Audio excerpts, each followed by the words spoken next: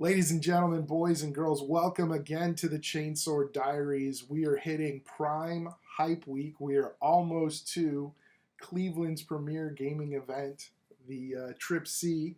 I am joined, as always, by the people's hero. What is up, everyone? And our man on the cam, TCDG. Hello, everybody. Say the man on the can or the man Cam. on the can? Cam. Okay. There's, we're going to save the toilet I references don't know what that for means, later. but okay. I was like, Honestly, the man with the cam on the can. on the can. Who can? All right. All right. All right. I dug a little bit deeper into that than I was ever intending, but it's all good. So let's talk about it. The Trip C. We are already confirmed to be a GT, which will be Cleveland's first GT ever. Indeed. We are up to 42 people in attendance, which is fantastic. We are definitely not going to be London or Carolina with regards to terrain. We've got some really sweet tables, thanks to our partners out in Vermilion. People like Zolk, who we've got some tables with. People like Nexa.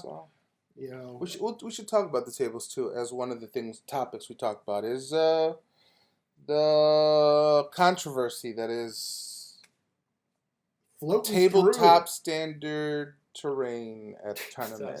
Yeah, Tabletop standard models, and now there's tabletop standard tables. You know, in all honesty, if I have to pay money, the thing that I'm worried about more, you know, if you show up and you didn't paint your army, sure, I'm a little disappointed because I like to pay to play against some painted armies. But if I show up and there's, say, unpainted styrofoam on the table or GW boxes just sitting on the table, that's ridiculous. Why are you taking my money to do something that I can do in my kitchen? Yeah. Well, guess we'll just talk about it now. You know. The issue with Carolina, he grew too fast, which is something we have been conscious of this year, especially doubling our attendance. Yeah. We have been scrambling. I've been making terrain for 2 months now, painting and building. Thanks to Nexa and Zolk for giving us deals on it and, helping us out. But yeah, I do think we're at a point when the tournament scene, at home it's different, but let's specifically tailor it to the tournament scene, that you should have a specific look and number of terrain pieces on a table,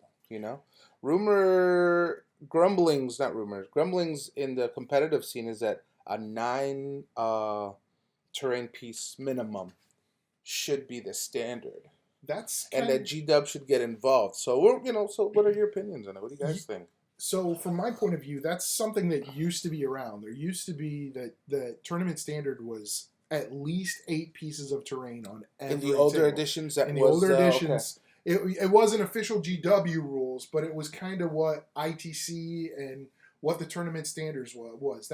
Is what you could expect when you would go to Adepticon or Nova or Bay Area Open. You would expect to see 8 pieces of terrain all the way down to the tables where I play at.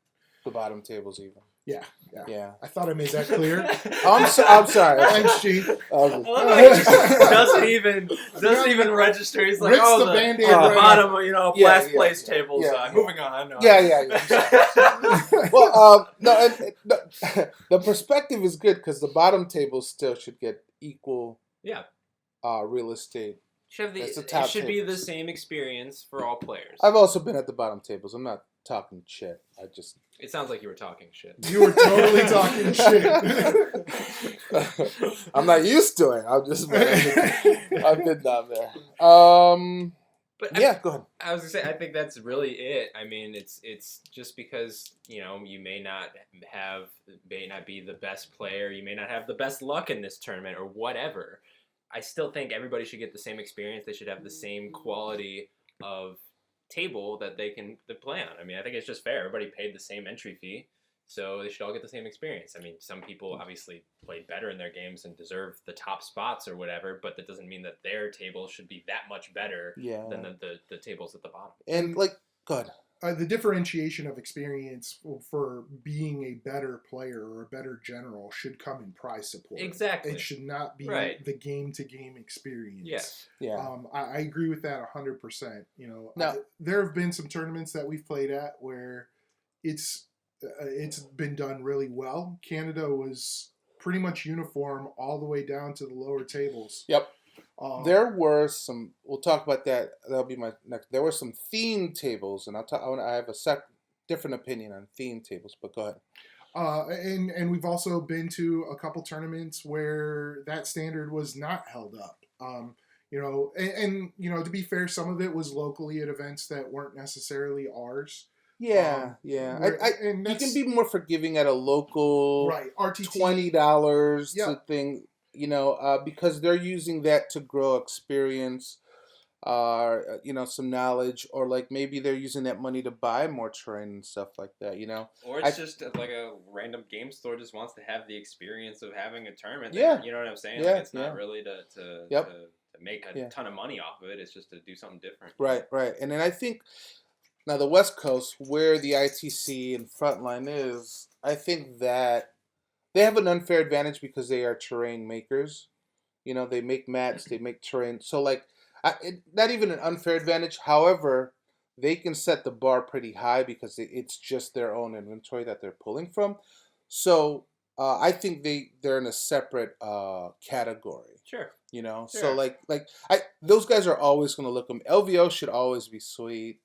Bay Area Open. No, so we're not talking about those guys. If you're targeting yourself as one of the largest events in 40K, you know, that was kind of what one of the biggest egregious fouls with London was. London, yeah. They're, you know, they were growing to the point that, you know, it was, I believe, the second largest event of the year last year. They were literally nipping at LVO's heels, and for goodness sake, they were playing in the Olympic Stadium, for crying out loud. You don't get a more majestic location than playing 40K in the Olympic Stadium. I mean, the true athletes. That's right. Keeping it real, Jeff. The tabletop athletes. That's right.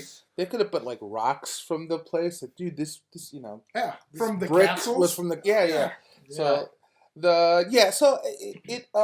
I like the 8-9 standard for tournament because I think you're also it's a different game at the tournament, high caliber level, competitive level. If you're not playing in if you're playing in a event space, event area, a event hall, I guess is probably something that's not just a typical game store.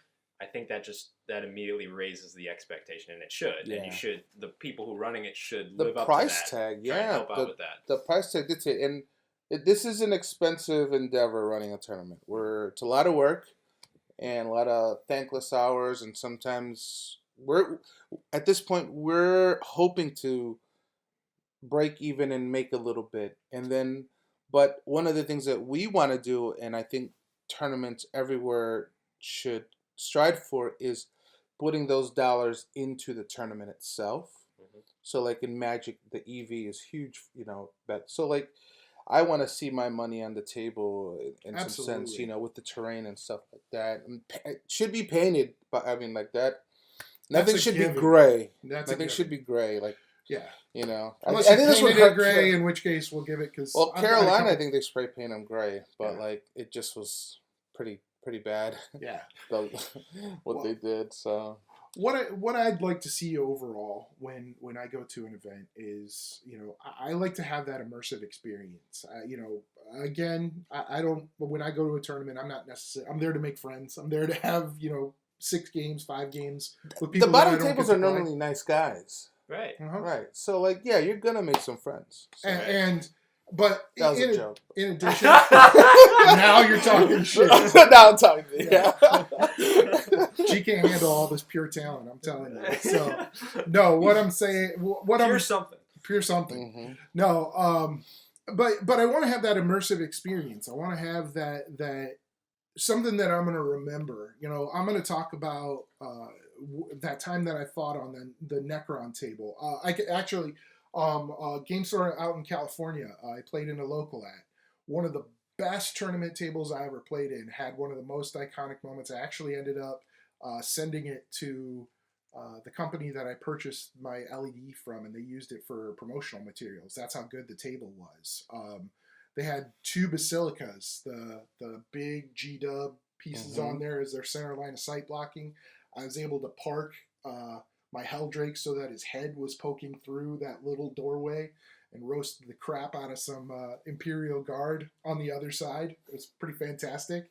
But to get that kind of immersive experience, and you could see, something where that top is blown off, and to see the flames pouring out of the windows. That plays to the mind's eye. Right. And the terrain plays a pivotal role in the game that you are playing right now.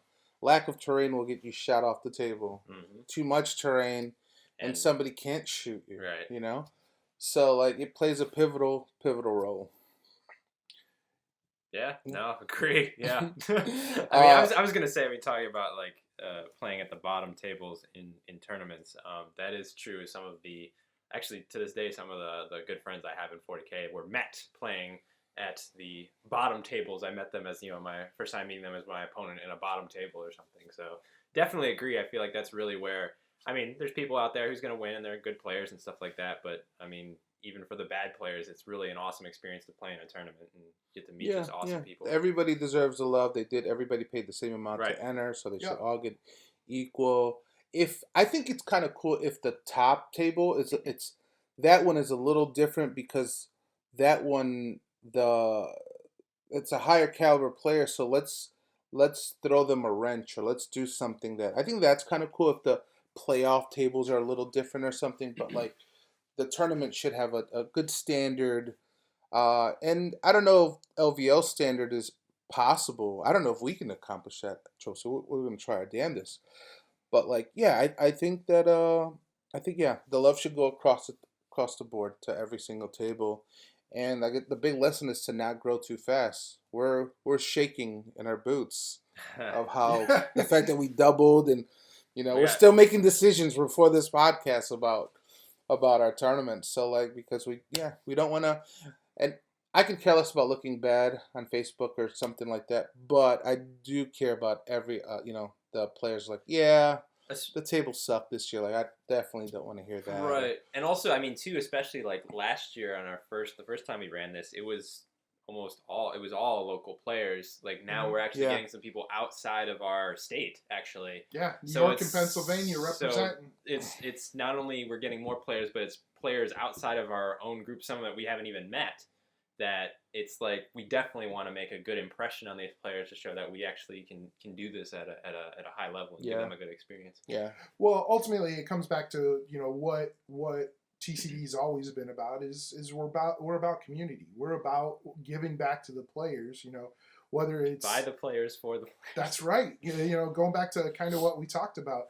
It's about giving you guys what you want and really making an experience that you can have. That we would want to have. Yeah. We always want it to feel like, we're not trying to set ourselves apart by being tournament organizers or anything. We want to make an event that we want to play at. We want to make an event that you want to play at. Yeah. And we are trying to do the impossible and cater to every group. So, and we can pat ourselves on the back, but I think we tried it. We do a good job with just what we do with the community, and this tournament will reflect that. We're trying to, make sure that the competitive guys are happy, and the guys that are just fluff or, whatever, that separation, we want to narrow that down. And, 40K is a game for everyone who wants to roll dice or that likes Space Marines, So I think Matt who likes laser guns, not Space Marine, laser gun, but sci-fi. Thank you. Sci-fi. I was saying Matt was going to have a little tip that was particularly there's Chaos Space Marines, so we can go with that. Still, still laser beams and pew and power armor. Pew noises and power armor. That's what we're going for. And you mentioned in your story. And I wanted to talk about it because it's some of the tables at CTC. I don't like themed tables, orc tables. I think when you get to that level, then you could be sacrificing some of the gameplay because you're so concerned about making it themed. The Necron table. There's not a lot of. I don't know if the Necrons live in apartments and houses. Do they have buildings? Well, So that's what I now this is a personal level. This is not, so, and we'll see. I don't know what we'll have yet, but that's coming from, and I'm only looking at it as competitively when I go travel or tournament wise. I just give me the same table or close to just buildings line of sight. That's what. Don't give me the Necron table. Don't give me the Orc table. Don't give me the Imperium. Like Imperium, they have buildings. I guess if you're a race that lives in a structure, buildings and stuff, I'm okay with. So well, I think what it comes down to is you have to. It doesn't. You're limiting it to just to what structures we're used to seeing.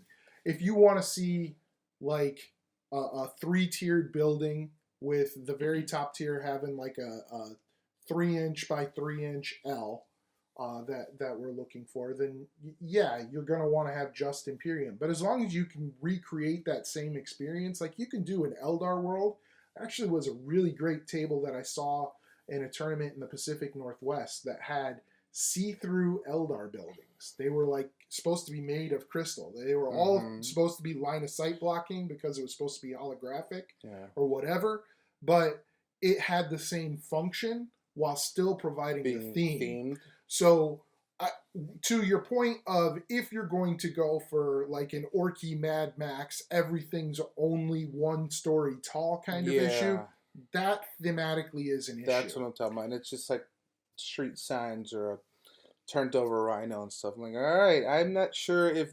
it looks sweet, though. See, those tables look fantastic, though. And I like that for when we're hanging out and playing. But on a tournament level, I'm trying to get Mortarion up the field, or I need to save him because I got turn 2. I don't want to see those tables. I think really what it comes down to is if you're going to play... If you're going Tao's going to destroy everyone on those Orc tables. Yeah. Yes. Well, I mean, I think... Whereas Tau tables would, conveniently enough, screw Tau over because they have all these tall spires that are blocking everything.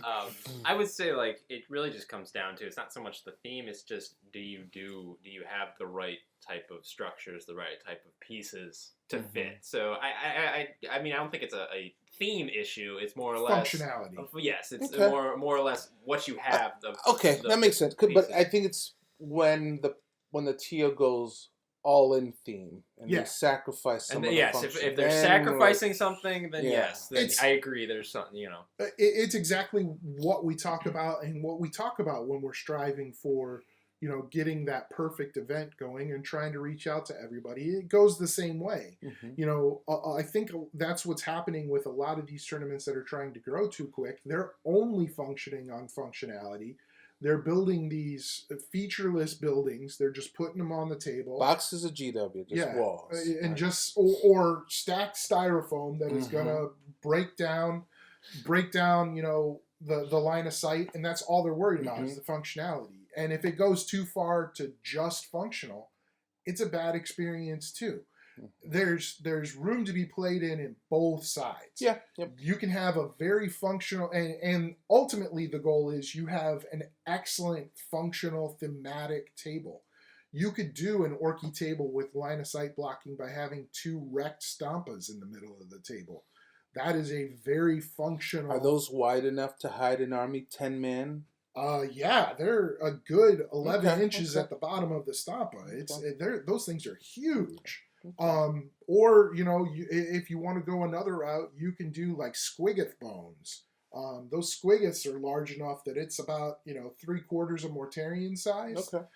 You can go that route. You could do caves and mountains. I love that. I mean,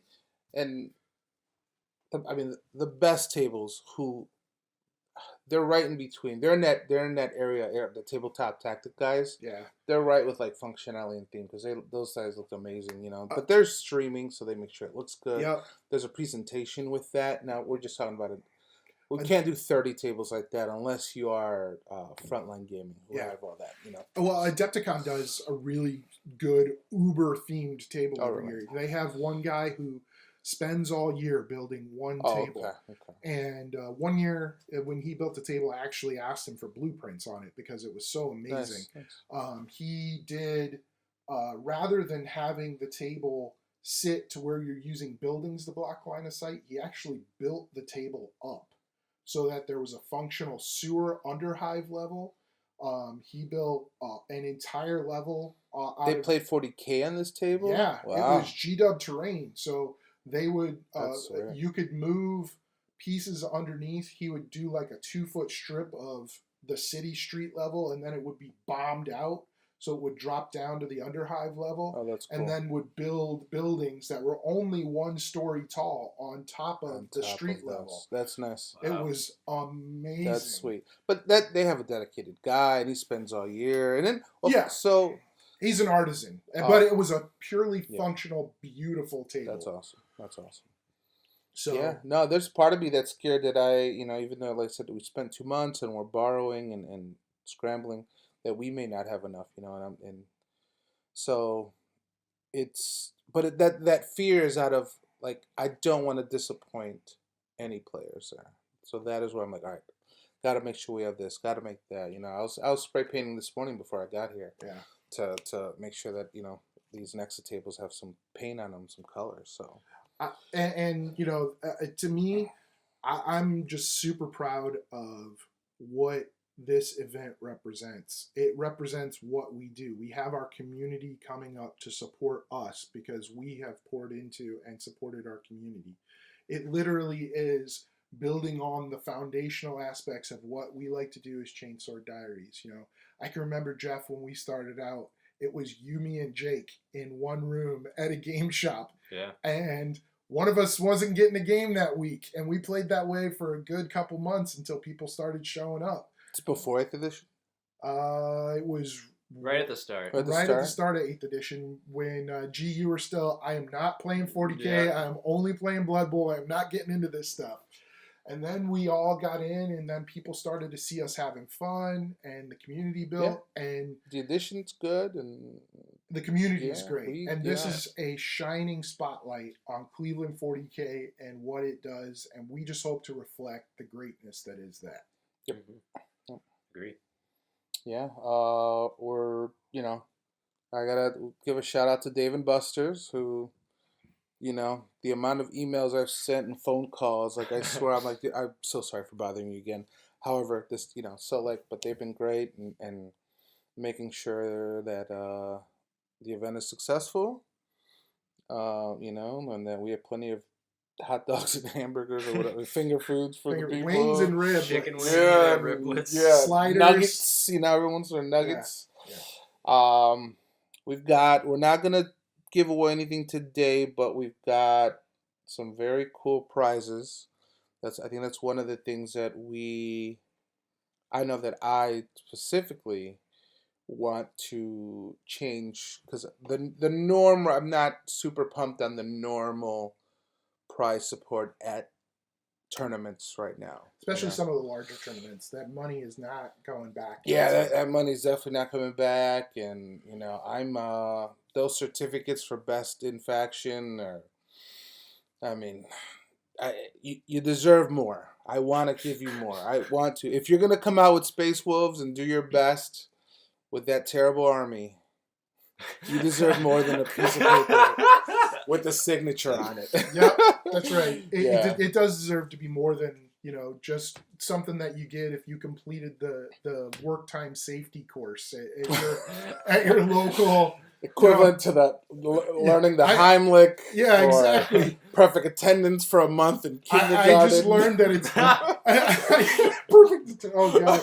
I learned that it's not okay to tell the secretary she has a nice ass certificate. That's the equivalent that we got here. Sexual harassment class completed. I'm not down for that. So that's something that we definitely want to change. And we want to put as much money and as much value. That's the EV. That's where the magic comes into the people playing. Because I think it's cool though that players are traveling and they're busting their ass to paint and stuff for that certificate, right? Yep. So because they're doing so much for that, let's give them more. Yep. Give them some. So right. So we'll have a video that'll come out maybe around the same time as this, that'll have the pricing. So I couldn't agree with you more, G.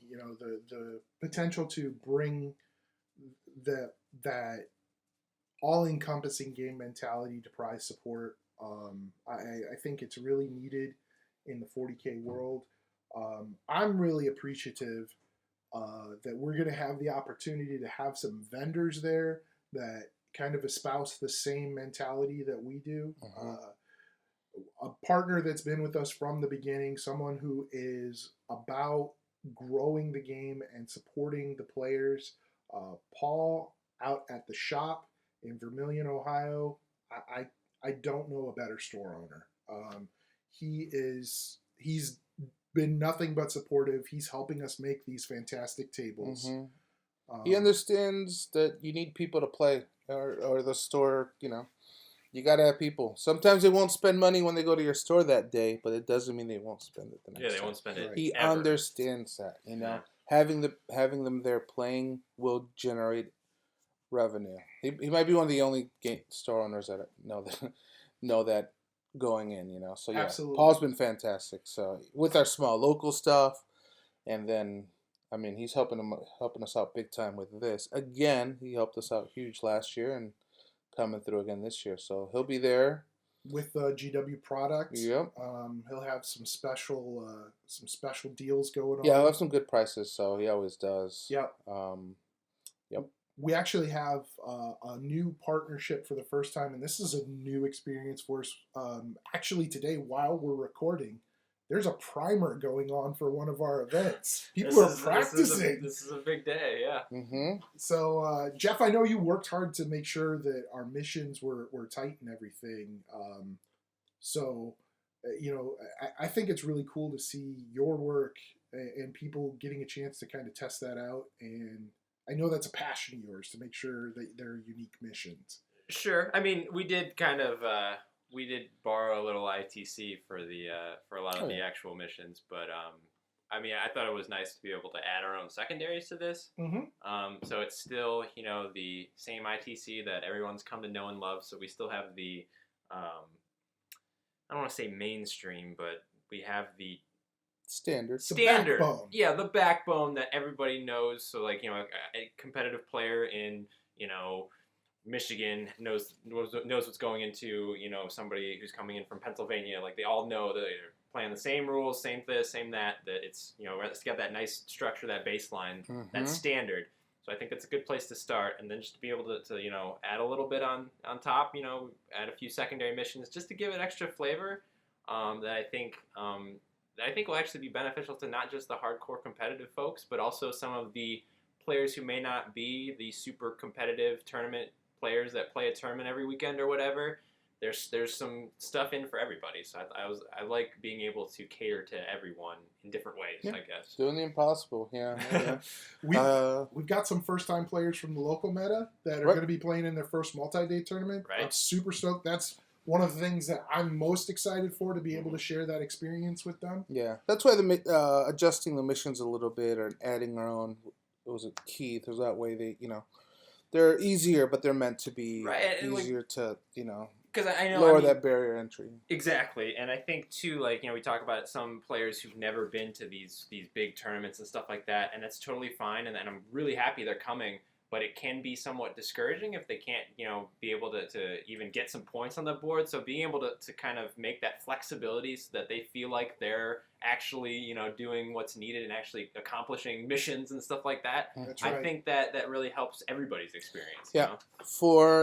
If you're listening to this podcast before the Trip C, ITC minimum is kill something, hold something every turn. If you just do that, you're on the board. And then make your movement and shooting phase based on your secondaries, you will not struggle. Right. If you just do that. 40K is literally kill something, hold something. Yep.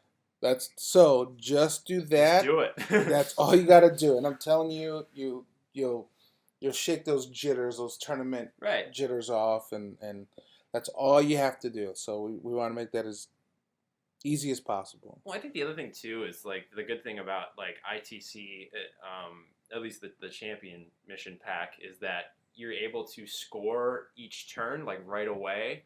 So it almost, you're right, it gets rid of the jitters, like, all right, I'm on the board, I'm doing something. Whereas, Mhm. like, there are a few, like, I mean, even look at, like, some Eternal War missions and just regular 40K, like, you don't score until the end of the game, which that can be somewhat, nerve-wracking because there's a lot of moves between the start of the game and the end of the game, Right. where one of those moves, if you make one mistake along the way, it could jeopardize the entire game. Yep. Whereas here, you're like, okay, I got to do this turn, I get the points for that. I got to do this next turn, I get the points for that. You also know where you're at. 'Cause, Exactly. like, I'm only down 3, so I need to do this, Right. that, and the other. Yeah. Or I'm up 1, I need to stop him from scoring. So, Right. like, which you should also double check your score with your opponent after every turn. Right. It's 7-4, 5-5, whatever it is. Make sure you do that.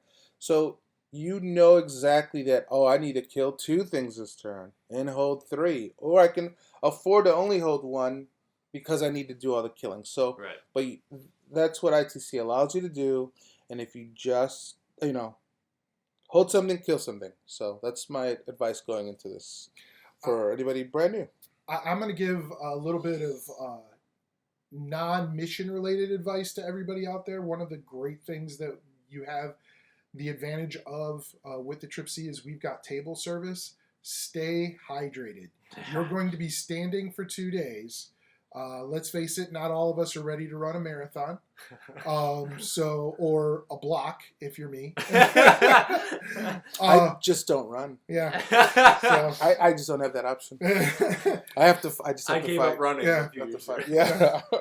I've decided I'm never running again. But no, the big thing is hydration really helps. It helps with your mental capacity. Exactly. It helps with you getting achy and headaches at the end of day 2 and when you're into that 5th or 6th game. Yeah, that, and we're at Dave & Buster's. There are waitresses. That's what Matt is referring to. Some of those drinks in between your drinks should be water. Not everyone has to be a beer or a shot of something. Drink water. Drink responsibly. Responsibly. You can drink all you want. Hey, the bar's open. But kill it I mean, in it's game not- 1. Kill it in game 1. And I mean, you will, if you want to drink that much, you're gonna have to pay for it. But yeah. I mean, sure. That's what I'm saying. if that's the experience that you want, as long as you're not, driving or anything, then by all means go for it. We know a few guys that only play Drunk Hammer, and Beer they're hammer. cracking beers at 10 a.m., and I'm like, all right, no. Jim Vessel won Wet Coast. He was slammed for all of day 2. And that was a 70-player tournament, and dude won. And some he was guys can pounded. do it. Yeah, So, some guys can do it. It's got that Canadian fortitude. Stay hydrated with some sort of liquid. Yeah, it's a big thing. Well, definitely, we'll definitely include water. Yeah, it's going to be. Oh no! Everyone has coffee, soda, and water included both Brought to your days. table. Brought to your table both days. It comes with the price of admission. Alcohol's on you, so you don't have to drink everything there. But they will bring it to the table, so Sure. That is I can tell you that that's one thing that I really missed in Canada. I did appreciate the fact I could grab a cider in between rounds and knock one back, but if I wanted a second one mid round because I rolled my normal statistical non-averages, the Matt statistical averages. yeah, then I would have liked to have somebody come up and say, "Here's your drink, sir." Sorry about that one. Here's your drink. We got a nice cold one waiting for you. Yeah. Your opponent just made 6 10-inch charges. This Ma'am, one's on me. Can you bring another one? Yeah.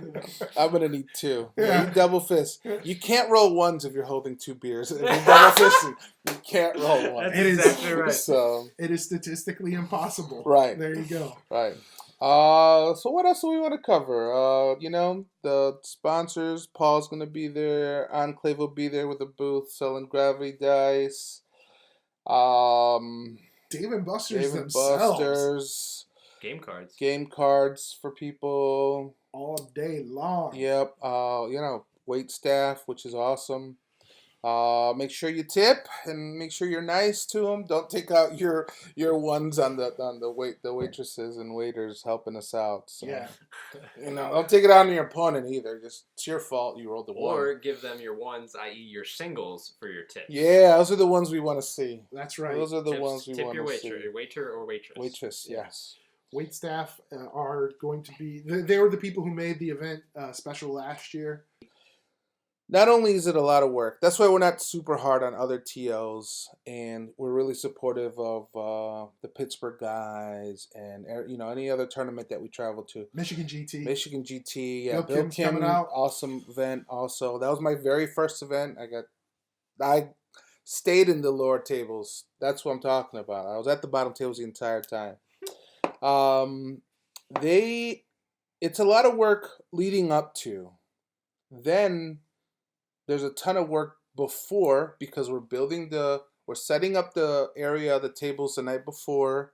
We're building tables, and then the day of, we're still building the tables that we didn't finish, and we're registering people. I was gonna say we gotta herd the cats that are 40K yeah, players. yeah. And then some of these 40K guys start drinking immediately.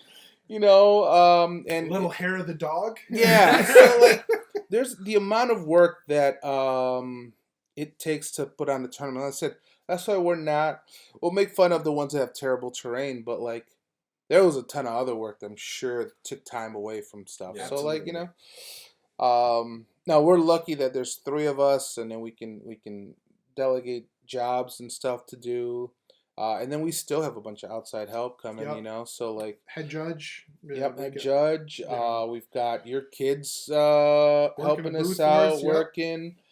And some of the people that are actually playing in the event are going to help us out. So it there's a lot of thank yous afterward. It's we don't have enough time for an Oscar speech, but there's a ton of work that goes into it.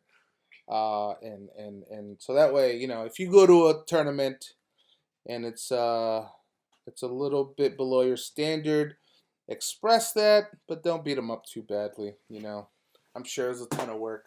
Sure. And on the flip side, if you had a good time, make sure to tell the TOs. Yeah.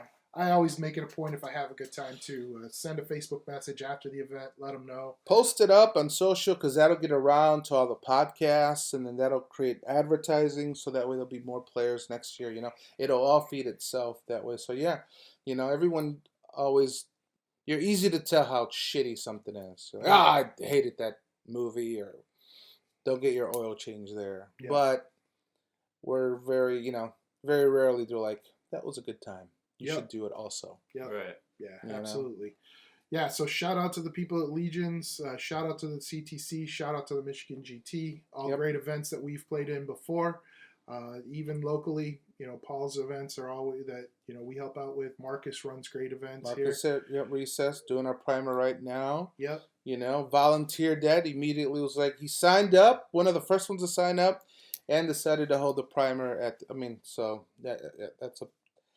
that's a big thank you to him. Yep. And we like G said, he is giving me the death stare, so we will be talking about prize support here soon. Yeah, we're not giving that away in this podcast. We'll do it live. We'll do a video. Yep. Do it live. Do it live. All right. So we'll be talking to you soon. Jeff, take us out, man. I roll 1, so you don't have to.